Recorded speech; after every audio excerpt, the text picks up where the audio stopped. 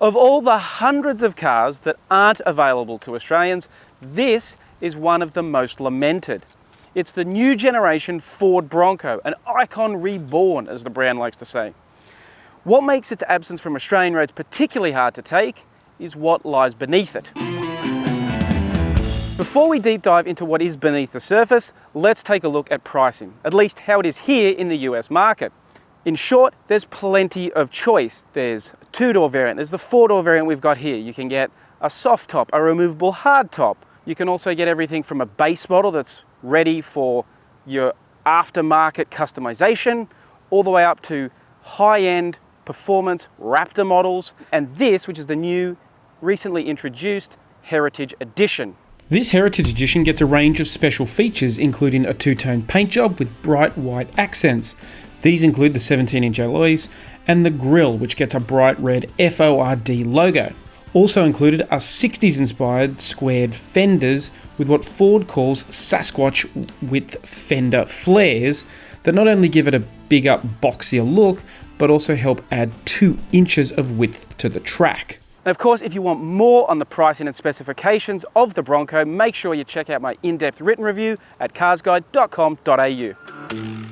All right, now let's talk about design, and I will tell you what is beneath the surface of the Bronco. As many of you probably know, this is built on fundamentally the same architecture as the Ford Ranger. That means the so-called T6 platform that was developed by Ford Australia. It has been modified and changed for the Bronco by, in part, the Australian team, but also a lot of engineering done here in the US. But basically, this is the next iteration. It's part of that Ranger family along with the Everest. In terms of design, Ford really has smashed it out of the park, in my opinion.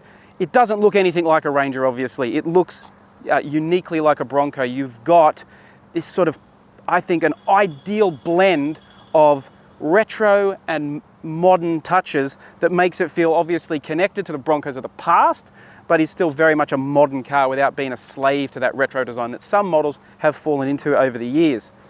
This particular model, the Heritage Edition, as you can see, it's got this white grille out the front here, the big FORD in red, bright red. You've got extra wide flared fenders. You've got white 17-inch alloy wheels, so-called dog dish design.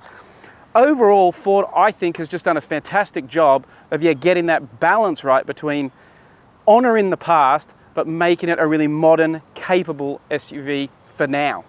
Jumping inside, let's take a look at the practicality and the technology used in the interior. And I've got to say, even though, look, the thing that stands out about this car is even though there is a lot of Ranger DNA underneath, what you get in the interior is 100% Bronco. It feels unique and different. And again, like the exterior, what Ford has managed to do is combine some retro elements with all the modern technology and conveniences that you really need these days.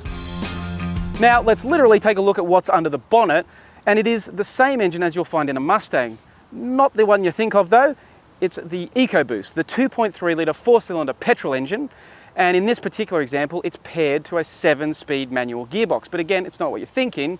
It doesn't have an extra tall gear, it's actually got an extra short gear, a so-called crawler gear, which is designed for really low-speed off-road driving. You know, when you're in those really sticky, tricky situations, you can slot it into crawler, and Ford tells us basically it just won't stall out. It can just keep sort of loping along in a very slow manner.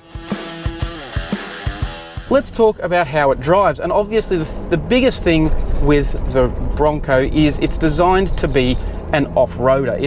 This is not, you know, a soft roader, as we sometimes like to say. This is a proper get down and dirty, get muddy off-roader. It does share a bit of DNA, that mechanical DNA, with the Ranger.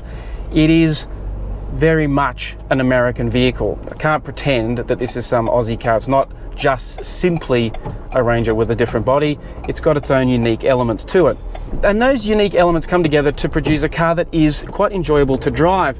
Now, we've spent a couple of days behind the wheel, taking a road trip from North Carolina up to Virginia here in the US Southeast, and it has been a really interesting experience in the Bronco. Now, unfortunately, full disclosure, it is a big, heavy-duty off-roader that we didn't get any chance to do any off-roading in, but we have spent several hours behind the wheel, so we've got a really good idea of what it's like.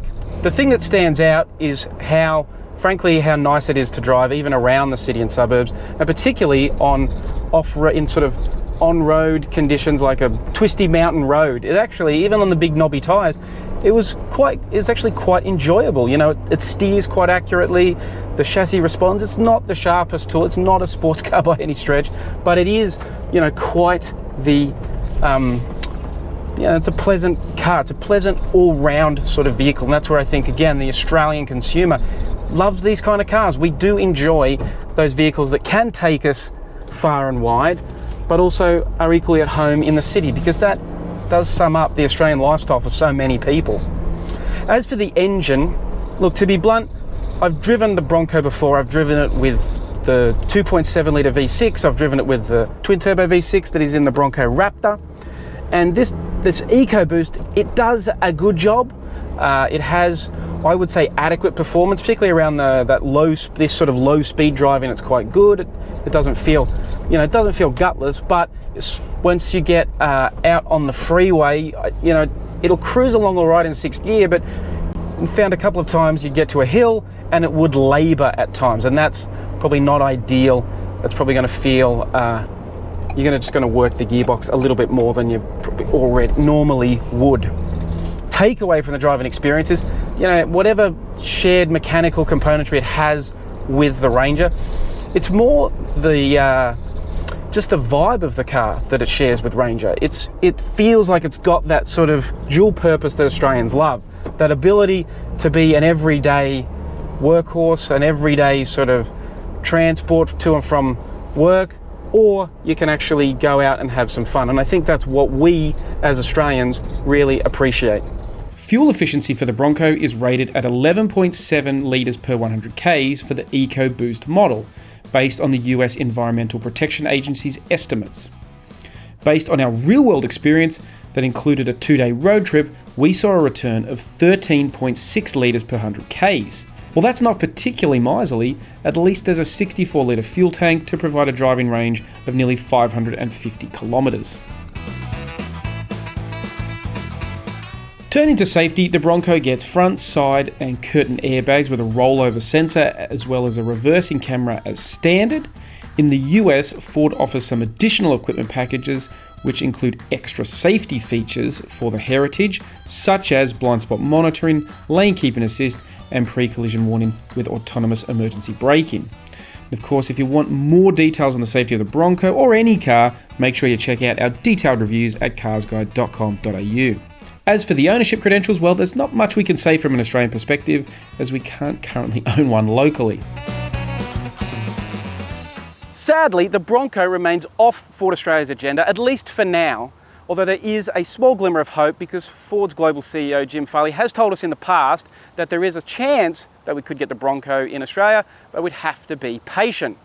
But it's a shame we can't get it now, because after spending a few days with it, I've got to tell you, I really think this is a car that Australians would love, and certainly alongside the Ranger and Everest, it would make a three-pronged attack for Ford to really cement itself as Australia's most adventurous brand.